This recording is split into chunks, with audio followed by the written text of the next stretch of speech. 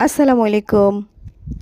ছাদ বাগানের শাক, সাথে মিষ্টি কুমড়োর শাকও আছেন, আর পুকুরের মাছ, সব কিছু ফ্রেশ, সব কাটাকুটি করে ফ্রেশ করে নিচ্ছি। এখন এগুলোকে আমি রান্না করব। মরিচের গুঁড়ো দিয়ে দিছি, কাঁচামরিচ, এটাও ছাদের, পেঁয়াজ কুচি। এটা হচ্ছে আমার মায়ের হাতের রান্না।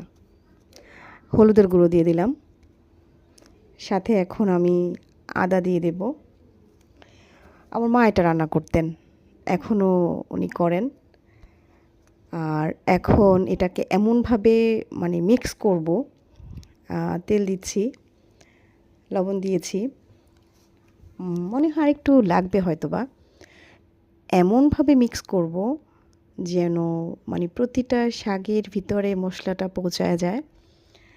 এখন এর উপর মাছগুলো বিছিয়ে দেব, তারপর এটাকে অল্প একটু পানি ছিটা দিয়ে, মা যেভাবে করতেন সেমভাবে আমি করার চেষ্টা করতেছি।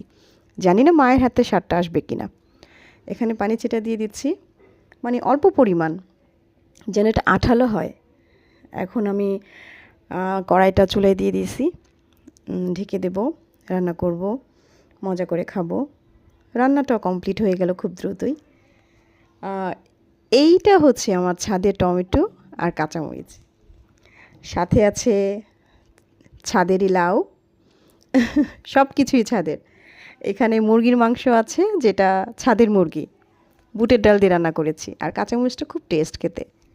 এই হলো আমার সেই রেসিপি, শাক দিয়ে মাছ রান্না করলাম, হ্যাভি টেস্ট হয়েছিল।